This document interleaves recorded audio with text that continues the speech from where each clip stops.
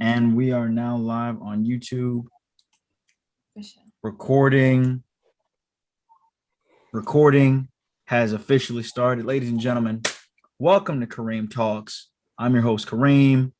Listen, you may be wondering why I've started 12 minutes late. Well, that's because I started earlier, played some content that was quote unquote, copyrighted material.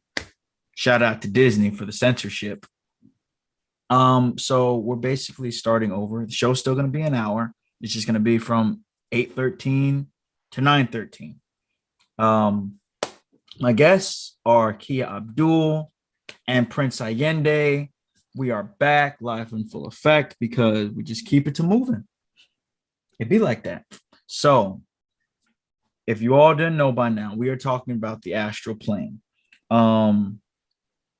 So I'm going to start with Qiyah. How would you be? No. What is the best way you could describe the astral plane to those who are just not familiar with this topic at all? Floor is yours. Okay, so to talk about the astral plane, we have to understand that there are multiple planes of awareness that we have access to, first and foremost. And we have multiple bodies outside of our physical body, in our physical body, that make up our auric field. And we can have access to different realms in these different bodies. So the astral realm, the one closest to the physical plane, it's the neighboring realm. And we go there all the time. We just don't remember it. So, yeah. We go there all the time, but we don't remember it. Yes. I feel like, what's a prayer that people always say when they go to sleep? If I should die before I wake, pray the Lord my soul to take. Our soul, like, it leaves our physical body. Our different bodies, they don't just belong to the physical. They interact with one another, but they exist on their own. So, yeah. Ayinde, would you like to follow behind that, or did she just basically explain it all? She no-scoped it. Yeah. I think it's, though there are a lot of things that are the same or similar, how, like, spirituality is much bigger than religion. So if you come at spirituality from a religious, I'll use the term lens, you're only going to get but so much out of it. With that said, that's not to shame anybody who is religious versus spiritual. But when we're talking about things like this, you really have to take yourself out of the echo chamber that you grew up in, and be really open-minded and open-hearted to what it is that's being said. So when it comes to things like the astral plane and the different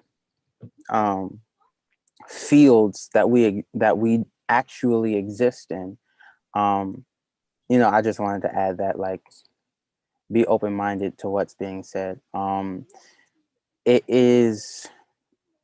It's not like a plane, like a field of grass, right? If you think in geometry or in like graphs like that you see in like calculus and pre-cal, with dealing with linear functions and equations, etc., a plane is just it's not a point, it's not a line, but it is this field, if you will. It's this piece of space that exists, that points occupy, that lines occupy, that different things occupy. So when we think the astral plane, this is a plane where things that are not necessarily physical occupy. This is just sound and color. This is just energy, right? And it takes different forms and it has different intentions, but they all flow to life. And Wow. There's a lot of math in this astral plane explanation. There's a lot of math in it. So that tells me there's Islam in it. How does one, I remember, Qiyah, you mentioned we go there, but we don't remember it. So are you saying it's akin to an out-of-body experience or dream or Okay. a past memory? So Mhm. there's a difference between an astral projection and an out-of-body experience, and that the only difference between the two is one is intentional and one is not. So astral projection can happen through meditation. Y'all heard that? Fine. You get so many planes that fly through here anyway. Go for it. Okay, so I wrote down some notes about it, but it can happen through meditation, whether that's walking meditation, standing, sitting, laying down. It can happen through daydreaming, and it can also happen through lucid dreams, but it's not the same as lucid dreaming. So I personally have. All right, tune it out. Tune it out. Never astral projected through a lucid dream, but I have listened to people speak about it. I have astral projected through sleep paralysis, inducing sleep paralysis. Wow. Yes, and sleep paralysis is something that a lot of people get scared of. It can be very uncomfortable. But a lot of the times, the things that we see or experience are our own body, like our physical body, and also things that we project into the space. So, for example, this book I've been reading for a long time, using it as a guide. The guy talks about astral projecting and still separating from his physical body, but still being in his physical body. So he would hear like loud roars, but it was just his breath. But from that perspective shift from not being connected to his body, it sounded scary. So he would feel like he was being held down. He was just in his body. You feel me? He just wasn't connected, but feeling the flesh, feeling the matter and the density from that perspective, when you don't understand what it is, can be kind of scary for a lot of people. But if we're able to push through it, we can travel the universe. So, yeah. All righty. Praise be to Allah. So would you all say it's difficult to reach the plane,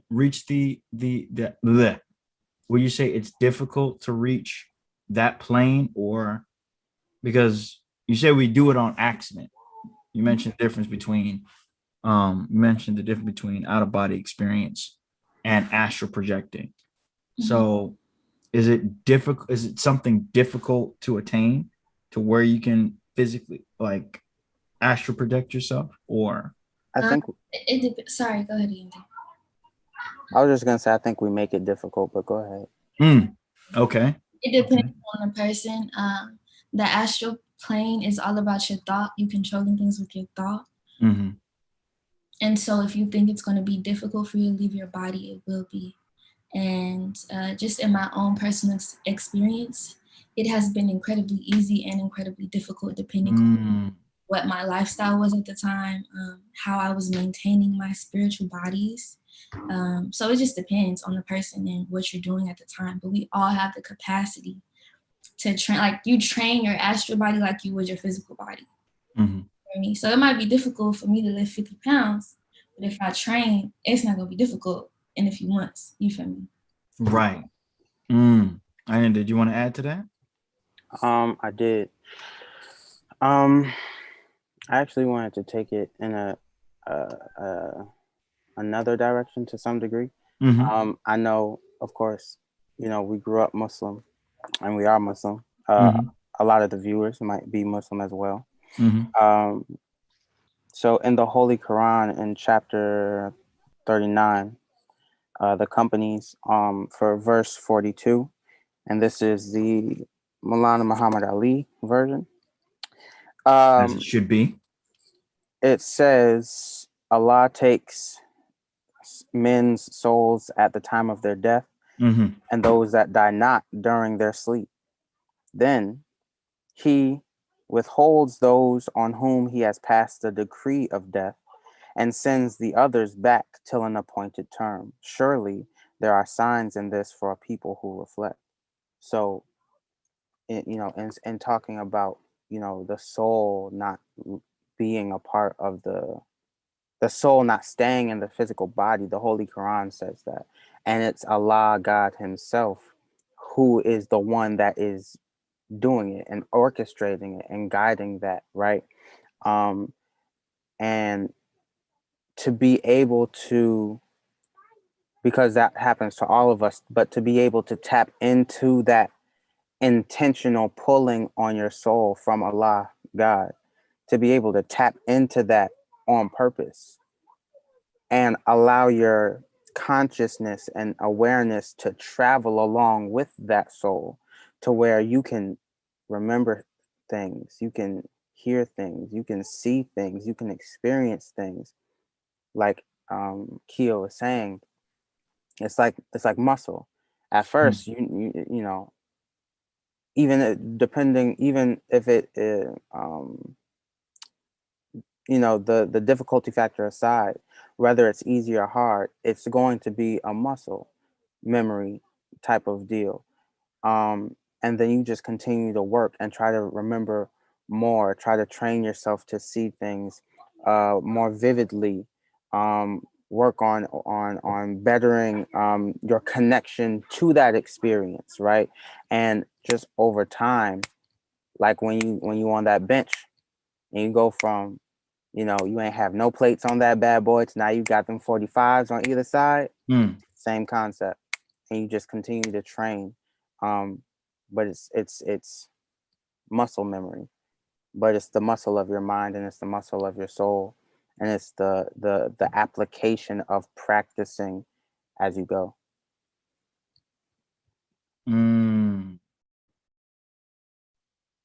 Praise be to Allah. Praise be to Allah. What are some misconceptions about the astral plane? What are some big misconceptions and myths about the astral plane? So like I said a few minutes ago, people will hear certain noises, feel certain pressures, not in their own physical body. But oftentimes people talk about seeing different types of entities or creatures or beings. And those we are projecting those into the space most times. Even if you are picking up on an entity or being that is not something that exists in the physical realm, we have to understand that we are striving to be ascended masters and that we cannot be harmed unless we give permission to be harmed, especially in those realms. Everything is thought. Everything is thought.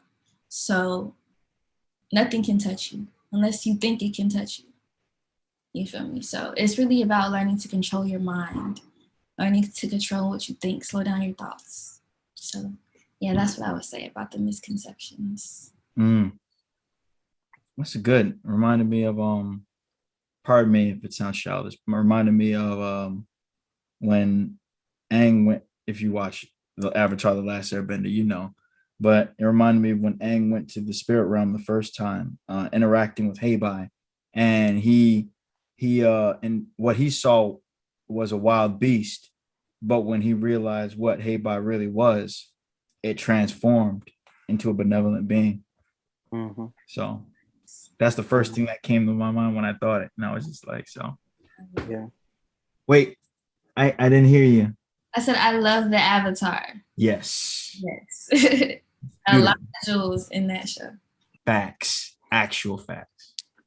Ayinde, did you want to follow up with any misconceptions or rumors? Things that nothing makes sense. No, you're fine. That nothing makes sense. That people who are spiritual are always broke, or they live a certain type of lifestyle, that they don't have morals and values because they just follow their spirit, and spirit said do this, and spirit, you know, it can be, you know, misleading. Of course, sometimes people just want a good laugh, and I guess all good jokes contain true shit. But when you take something out of its proper context, you lose the value, right? So, you know, it's not too much else. It's just the misconceptions of what a person's lifestyle might look like because they are spiritual, and they don't realize that in the same way how I, as someone who identifies as a Muslim, you know, I might not, we might be practicing the same things, but my relationship with God is not the same as yours. In a similar fashion, my relationship to my spiritual self and the creator outside of religion, it's going to look different from person to person, because my spirit isn't your spirit, and vice versa. So our paths won't even look the same. There might be some points where they intersect, but they're not going the exact same way at the exact same speed at the exact same time. And I think we're so conditioned to think in a box, and to think, oh, once you reach here, then you go there, and once you reach there, you go there. And it's not always like that. Again, this isn't something that is growth, especially when it comes to spirituality, is not linear, right? Again, this is a plane in which lines exist. We didn't say all the lines go up. We didn't say all the lines go down. We didn't say it's only vertical. It's not one right? direction. It's not one dimensional. Spans. It's not two-dimensional. It's not three-dimensional. It's all over the place. So when it comes to having a journey in spirituality, you have to keep that into consideration, because you might look at somebody and admire them for how they live their spiritual life. And then when it comes to you, you start to now judge based on comparison, and you're not supposed to. That's not what getting to know your spiritual self is all about. It's about getting to know you, not getting to know how you can be like that person that you see. No, because at that point, now you limit yourself, because you're putting other people's realities after X amount of time that they spent trying to get to that point. You're putting that on yourself when you should be opening up yourself. Beautiful. Wow, these are some beautiful answers, and I'm racking my brain here. So I remember something being mentioned earlier about, we have these, we do go to the astral plane. We do have these experiences, but we don't remember. Can you learn how to remember these experiences? And if so, can you remember an experience that you had in detail? If it's too personal, you don't have to say it, but So learning to remember your experiences, number one tip would be to write them down. As soon as you come back, write as much as you can remember, even if you cannot remember the whole thing. Like if you can just think of like keywords, anything, just write that down, and then over time, you'll be able to remember more and more. Let me think. My most recent one, I'll tell you, it's not too crazy. I've been practicing getting back into it, and I noticed that my astral body is not heavy anymore. It was heavy for a time period. But in terms of vision, things tend to they're kind of like purplish. They're not very colorful for me. So my last experience was not intentional. I had been trying every day, but that night I wasn't really thinking about it. But I remember being outside of my body, uh, face down, like floating over my altar, and looking at a candle that I had lit when I went to sleep. Mm-hmm. And I was trying to exercise, moving back and forth like this. Mm-hmm. I don't know how long I was doing that for, but that was my last experience that I can't remember. Mm-hmm. That's a visual. That is a visual indeed. That's dope though. That's really dope. Ayinde, anything in particular? Can you repeat the question again? I'm sorry. Are there first question. We know in the beginning, in beginning stages of having these experiences, you'll have them, but you don't remember. Mm-hmm. Over time, will you be able to remember it? And if so, how?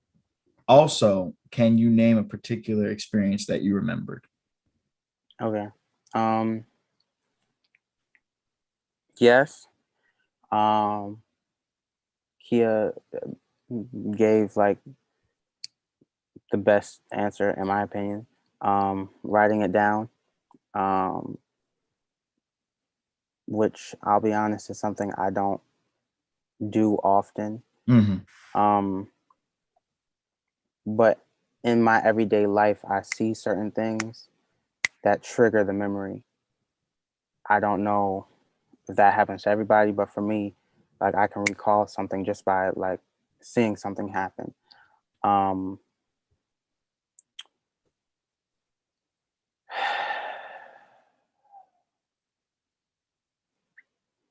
Recently,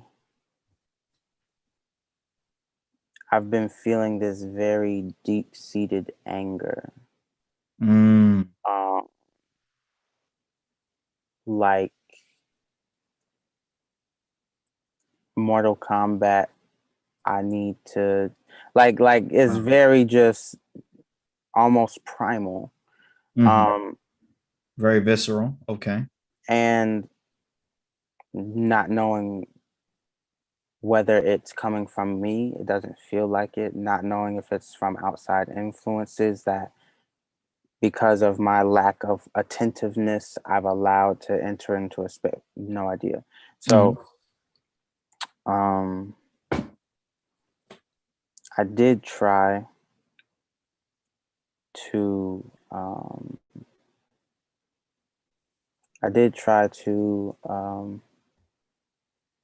leave my body to no avail. Actually, very similar to Qiyah, but it was interesting because something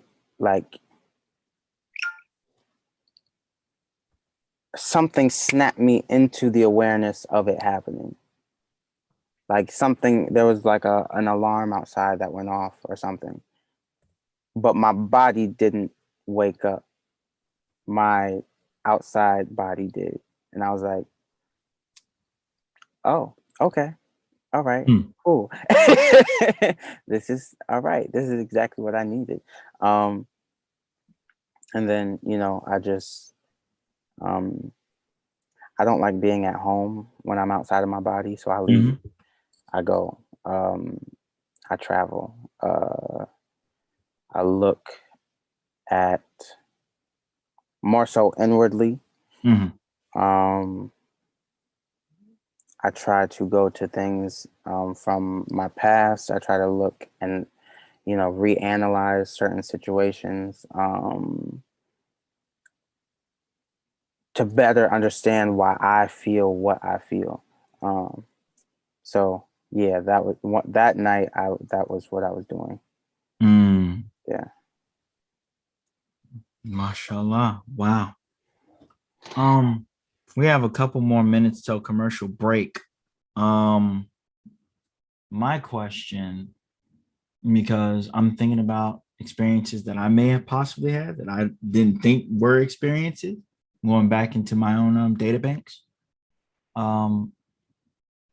I'm not sure of the same as you all's, but there are times where I would have either I went to sleep or I had daydreams and I would see things like either from weeks to months before they've actually like happened. And it could be something simple, like watching a specific cat walk by something, and all of a sudden I'm walking outside and I was like, boom, there it is. And I'm just like, You have a deja vu I moment? feel like I've saw it before. Like a deja vu moment? Like that. You can also travel through time on the astral plane. So that's definitely possible that you were able to see something or like unknowingly travel to watching the cat walk by or something, and then didn't remember it. Just like we don't remember our dreams sometimes. And when you saw it, just triggered like, yeah. That's crazy. Because I've always thought that, okay, this, you tried not to say, oh, this is just a mere coincidence. I thought about it and then boom, here it is. But and we, especially in the Nation of Islam, we don't believe in coincidence. That's not a thing. So hearing hearing you both talk about this, it made me want to go back and like, what were these things that I experienced? Was it just in my own head overthinking it, or was this an actual like thing that happened? Right. That are like glimpses into your power. Yeah. Your capacity is so vast. Wow. And that'll happen. I actually recently had a deja vu moment. But like I could remember how many times I've had it. Like it happened, I was like, this happened more than once. This happened more than twice. Wait. And then I was like, no, this happened like 4 times. Like being able to be precise and then be able to recount in real time, like, okay, that was the first experience. Okay, that was the second experience. That was the third experience. Each one having a single moment that they share that's exactly the same, but ending slightly differently, and being able to remember how each one kind of trailed off until it's like, okay, I don't remember after that. But that's very real. That's very real.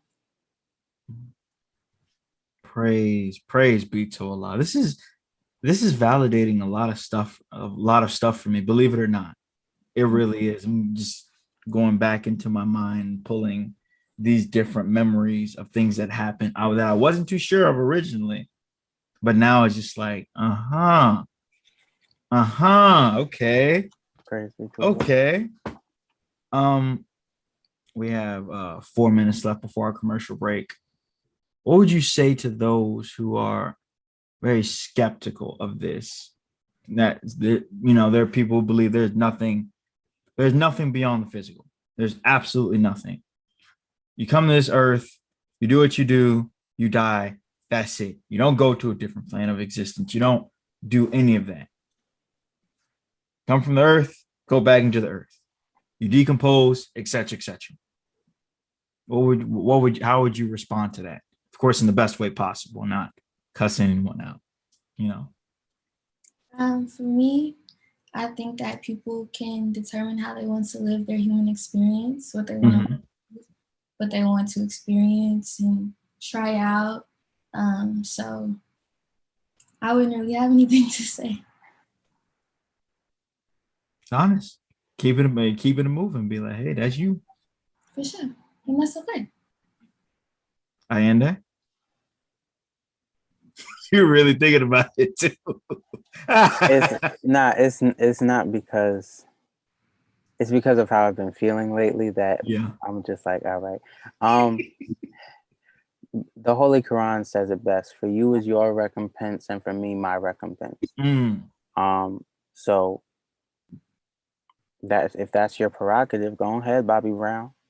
I'll be over here. Yeah.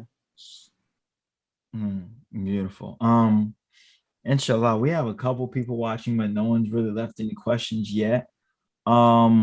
we're going to go for a brief commercial break. And then when we come back, we are going to dive into in comparison and contrast between the astral plane and the fourth dimension. Are they the same? Are they different? You know, compare and contrast, because I didn't want to go into it because I felt like that's very sciencey. There's not really a lot of spirituality in it. At least I don't know. You may know more than me. And I didn't want to dig into that. And then we start veering off away from the original subject if it had nothing to do with it. But I'm going to ask that after the commercial break. All righty. So let's all go on mute and, put my wife on the screen. Stay tuned.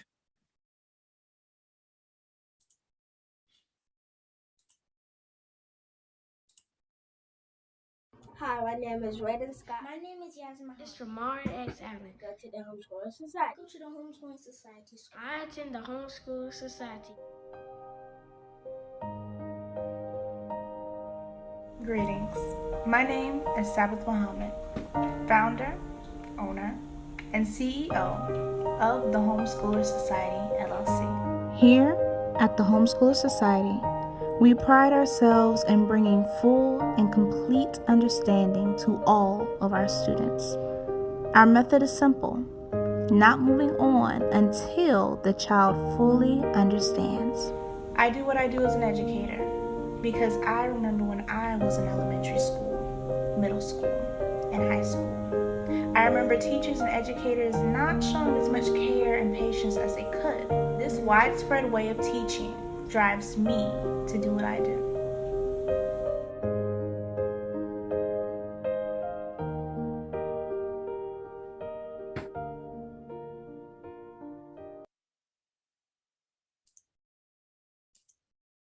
And we are back. By the way, if you all have any merchandise or any services that you would like to have advertised on Kareem Talks, you can visit at Kareem Talks on IG. That is at Kareem Talks on IG. We have different payment plans for your advertisements. And also buy my merch. Buy my merch. Man's trying to eat. Tired of working for this white man. Jesus Christ. Anyway, we're back. The last time we were just talking about different aspects of the astral plane and how you could remember your experiences, what my guests' experiences were, if they could remember them, and common misconceptions that people may have. But now we would like to talk about how is the astral plane and the fourth dimension different, and how are they the same? So how am I going to start by saying this? A lot of people will tell you that the astral plane is the fourth dimension or belongs to the fourth dimension. Mm-hmm. So multiple planes of consciousness can exist in a singular dimension. Mm-hmm. Okay, so if we think about our etheric bodies, or the bodies that create our auric field, we have our etheric body, our emotional body, our mental body, our casual body, different things like that. But the astral body is the fourth body. It's the fourth layer of our auric field. So I'm not sure the exact correlation, but I know that the astral realm does belong to the fourth dimension. And I do know that our astral body is the fourth layer of our auric field. So it's a plane within that dimension. Yeah. Like, if we think about dimensions, in a quantum sense, we're talking about like space and time and how they one another. So if we think about 3D, we live in 3D. We have our 3D objects around us. There can be multiple planes of consciousness within this 3D interaction that we're having with the space and the time, if that makes sense. Yes. So the space and time moves differently, but multiple things can exist that way or operate that way. like and sorry for my comic book self coming out, like a multiverse, almost in a sense. In a sense, yeah. Okay, all right, Ayinde. Um, I, this is the easiest interview ever. No, she's right. I don't expect her to be wrong.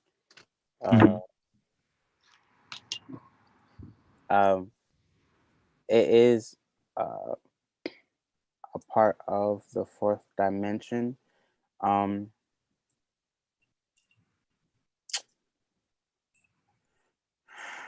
A lot of what we do in this third material dimension,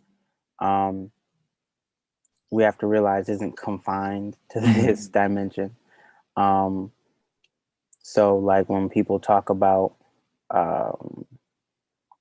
karma, when they talk about, you know, how you should strive to do good and good things will come to you and good things come to those who wait, and you know, these sayings, it's not like you do something and then out of the sky Allah is just like, oh, okay, bam. No, there's other bodies that are at work, and it's a chain reaction of things that are, for lack of a better word, coexisting, that are happening in real time, simultaneously, or as a result of what you do. So again, you know, when we're talking about that realm, that being our fourth body, there's certain things that we do that body will respond to, but also there are things that body will or might do that this body responds to. I talked about earlier, I have a deep-seated anger lately. I didn't know why until I started looking at some of the things that were happening outside of myself, and it's like, oh, all right. But it takes having to do that homework, if you will, because even within a multiverse, okay, you have to be careful even with that, because not every Spider-Man is the same.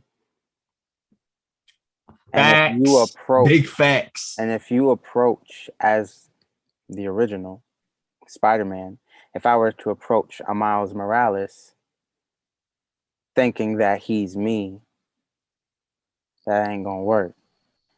You see what I'm saying? If I approach a Spider-Man 2099 thinking he's me, that's not gonna work. So it's understanding that you all share something in common, but you're not the same. There's something about them that makes them tick differently than you do, but it's close enough, and you're all strung together, for lack of a better term again, by a shared experience that is outside of this. It's the soul, right? So yeah, I kind of took it away, but back again. No, you did. I was just gonna tell you easy with the Marvel references before I get flagged again. But appreciate you. That is it. That is a perfect explanation. That really is the perfect explanation, and not like no one snowflake is the same. Everything has its own set of rules and standards, and it's the same thing with the physical plane, metaphysical plane, the astral plane, etc., etc. Now this is all where the Islam stuff. Well, the Islam stuff's been all throughout this episode, but this is where it really gets in. I'm thinking about when the minister has talked about his out of body experiences, and when he would get, messages from the Honorable Elijah Muhammad from the wheel.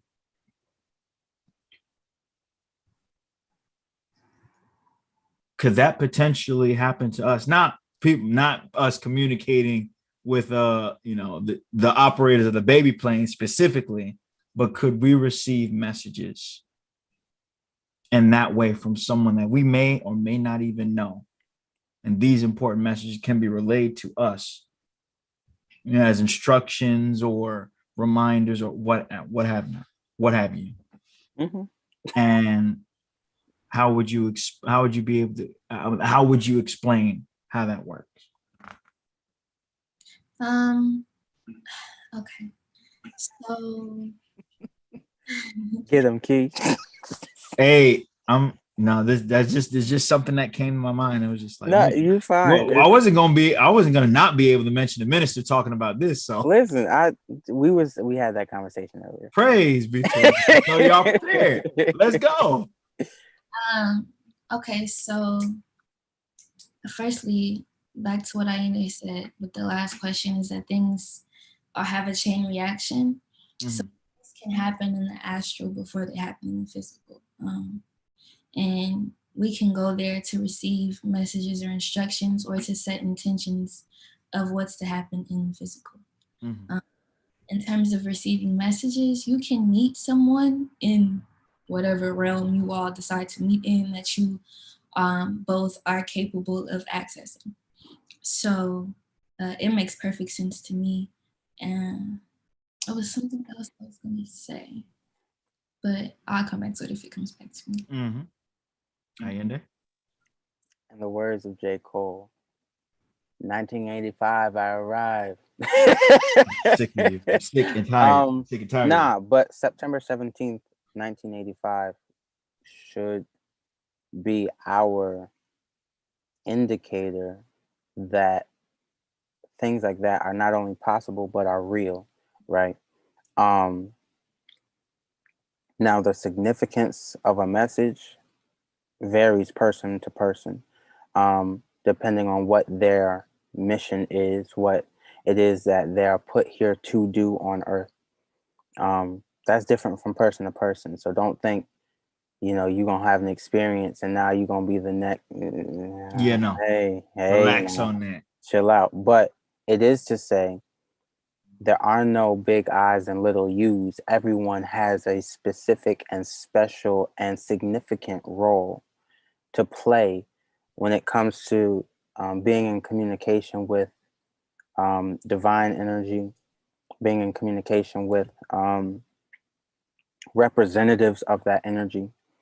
For me personally, I have mentors who taught me like spirituality, as far as like meditation and how to use crystals, but then just telling me about the astral plane, showing me certain books and things of that nature. I've been in situations where I met individuals or beings outside of this realm, mm-hmm. and had a conversation with them. Mm-hmm. Sometimes, especially in the nation, you might get that believer that's like, I had a dream that I talked to the messenger, and they not that crazy. like if you think they're crazy, don't. Mm-hmm. What I'm saying, because that's not far-fetched. It's very real. Or having an experience where you're on the baby plane. Yeah, that's real, right? But don't just think of it as that. Think of it like, okay, why am I here? Because now you have to get into the mindset of what is the intention, like Qiyah was saying earlier. There's a reason why I'm here. There's something that I am being guided to see, guided to hear, guided to understand. So what is it? Now we get into the conversation of you need to be able to remember and be able to recall, because mm-hmm. there's messages. Like in auditing. Right. Mm-hmm. The minister talks about how he saw a scroll and then it went away, but there was the writing on the soul, right? Mm-hmm. A writing on his heart. Your purpose for being there is literally being written on you and in you, but you have to be cognizant enough and conscious enough to seek it And I think that's where a lot of people fall short, for lack of a better term. They expect it to be given to them, and that's not that. No, you have to take steps if you want the receiving end to take steps as well. It's an anime, Full Metal Alchemist, equivalent exchange, right? That's real. That's real. So we have to be able to take steps and do the work, and then those that we seek will do the same in like manner. I would like to add that when the minister spoke about his experience in September, he didn't remember it until later on. And then he gave the announcement. So that happens. You cannot remember an outer body experience. Like Ayinde was saying earlier, or you were saying, one of you guys, about being sparked and remembering something. So yeah, that's what happened to him. Yeah, because that happened to me all the time. I'd be like, what happened? Car goes by. Oh, wait. Wait. Let me grab something material because I'm about to go. What are physical impediments that can keep you from reaching that plane of existence? Physical impediments. Anything that is not allowed while you're fasting during Ramadan. But that's real. Yeah, that's true. That's real though, because like, okay, let's really think about it.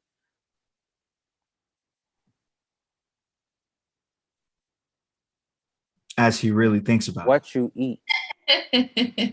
Nah, I had to bring myself down because I was getting it. Right. What you eat is a direct, like it that's energy, right? So what you eat, when it manifests itself in energy, this might sound crazy, but like it's not. Energy carries a specific weight, a specific color, a specific frequency, right?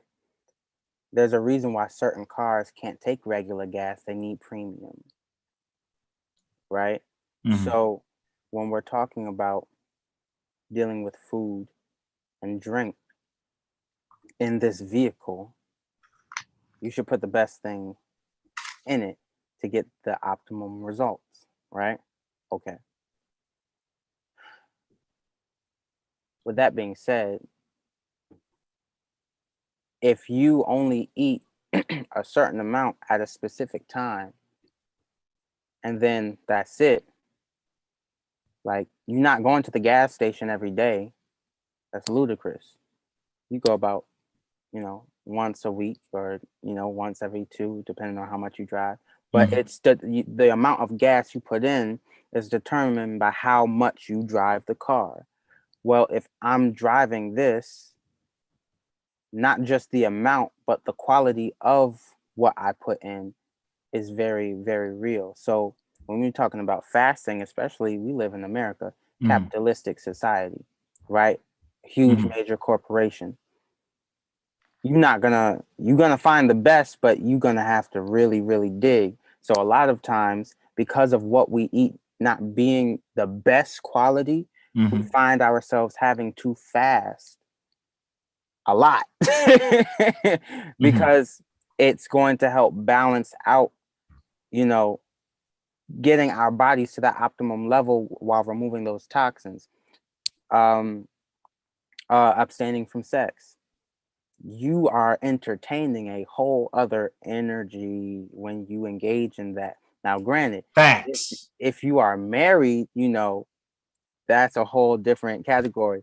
But sorry, I had to do that really quick. But even that, right? Like being intentional. That's not just something that you just go and do and then that's over. No, it's a very intentional, sacred thing.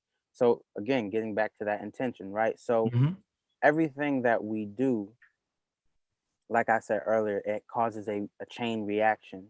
So everything we do in our daily lives and our day-to-day activity is a direct reflection of how it will be when we get to these other realms and other bodies of experiences. So, yeah, I feel like I kind of kept going. No, you touched on it, and you talked about the food. You talked about even the sacred act of intimacy. Um, I know there are other things, of course, we didn't touch on. What you watch, who you speak. Oh, go ahead, Kia. Definitely the food. But the number one thing that's gonna stop you is you thinking that you cannot leave your body. So Do or do not. yeah, definitely the way we eat or fasting and things like that helps assist us to leave our body. It definitely feeds us when we eat living things. It's feeding those auric fields. It's feeding our protective fields. So it's definitely a great idea. And this, I definitely recommend like eating better, fasting, drinking a lot of water. But number one thing that's gonna stop you is you thinking that you cannot do it.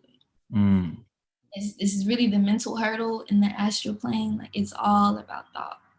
And yeah, and I know of people who wouldn't necessarily say live the healthiest lifestyle, but are able to travel very well just because they have exercised that muscle. But of course, what you put inside your physical body affects how you are able to exercise. It limits you.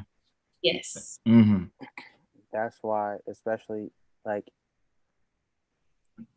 the Most Honorable Elijah Muhammad knew what he was doing when, like, and even as an extension of him, the minister, when we fasted a like number of days in December, right? Introducing it now, but then also establishing the unity fast. It allows us to now not just think of it when it's time for Ramadan, but always keep the idea of fasting to remove toxins and a period of time to remove these real toxins from physical food out of our body. Like people don't that's real. People don't think about that. You know what I mean? Like he's not just giving us something to do. No, there's intention, going back to that intention behind it. So I just want to point that out as well. Praise be to Allah. And of course, along with tackling that mental impediment of your own self-doubt, would it also depend on the people you surround yourself with as well? To an extent, I would say the people around you can have an impact on how you view yourself. But the people around you cannot stop you from leaving your body if your astral body is strong enough to leave. Yeah, you may not feel comfortable around the people you are around. That might stop you from feeling relaxed enough to do that, or may stop you from feeling like you can focus enough to do that. But their actual presence is not going to stop you, if that makes sense. I get that. Yeah, it's really all on you. It's I think of it almost like peer pressure, like the influence of somebody. But if they're not, they cannot physically. Well, that's a whole other thing. Anyways, listen. That's a whole other conversation. But Thanks. If you put in your mind, I think is what Qiyah is saying. There's nothing stronger in this universe than a made up mind. So if in your mind, and that's really all this is just you having the thought to do, it's done. Right? So when it comes to people you're surrounded by, I like to think of it like you are going to be you regardless of who you surround yourself with. but who you surround yourself with can influence you to be other than what you were created to be, right? It's the conversation of nature versus nurture. In your nature, you are God. Because of circumstance or how you were nurtured, you are other than, and we act other than at times. So it's the conversation of, okay, you can do whatever you put your mind to. Are you going to allow the influence of others to keep you from doing it, though? That's the question. And it's not like you have to go out and search and receive permissions to do these things. Like, you At all. all the pieces that you need. It's about going in and activating those things. Yeah, like you don't need to write your student minister and ask permission to astral project.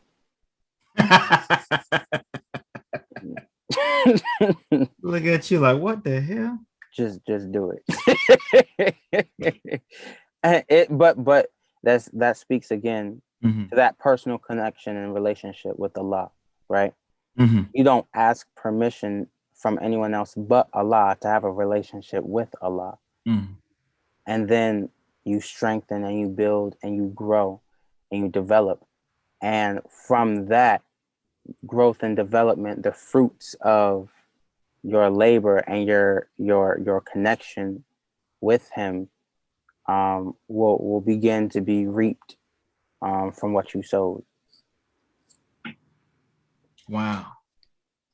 Praise be to Allah. We're in like the home stretch now. We got 5 minutes left. Any closing comments that you'd like to leave our audience with? Our audience of one. Hi, babe. My closing comment, like I said, you have everything you need. It's about activating it. It's not about what you believe in, or if you believe in this or that, or this power or that power. Somebody cannot believe in anything, but just because they have all the pieces, they can still have an accidental experience. You understand what I'm saying? So it can happen to anyone. Yeah, you're all that you need. Like, and you don't need permission. That's my last thing. All righty. Ayinde? Same thing. Kanye West said it. Well, really, Ty Dolla $ign said it, but we have everything we need. That's a music joke. If y'all ain't know, y'all ain't know. But yeah, we have everything we need within. If you're one of those people that needs, reassurance outside of self, of course, but the objective or the goal is to be your own motivator and to receive, direct communication from Allah and from your spirit, right?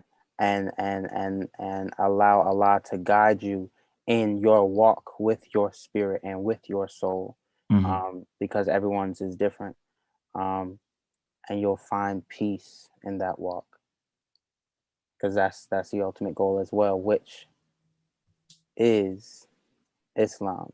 It's a lifestyle. Praise be to Allah. That was beautiful.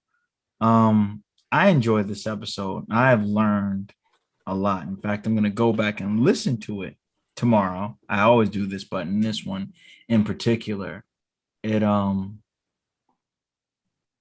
opened up a lot of things that I wasn't sure about until I listened to, I'm not going to say the experts because, like I said in the beginning, we are all students in this, And when I say beginning, I meant the clip that got banned from YouTube, not this live one right here. But I've learned a lot, and I thank you all for opening my mind up to all of these possibilities. If you would have talked to me about this in 2014 on back, I would have told you all absolute madmen, mad lads. But knowing what I know now, I'm glad we have this conversation, and I'm looking forward to more of these conversations. And yeah, all praise is due to Allah. So I'm grateful. I'm also grateful I was actually able to have you all on an episode where we weren't talking about hip hop. I was hip hop. I was hip hopped. I was hip hopped out. Okay. From the first season. I had too many rappers on the first season. Right. Too many. We was just trying to put on for our city. Dang. Let me stop. It was on there that mean you asked them. Yeah, I did, you know. But looking back, I'm just like, there was not enough variety.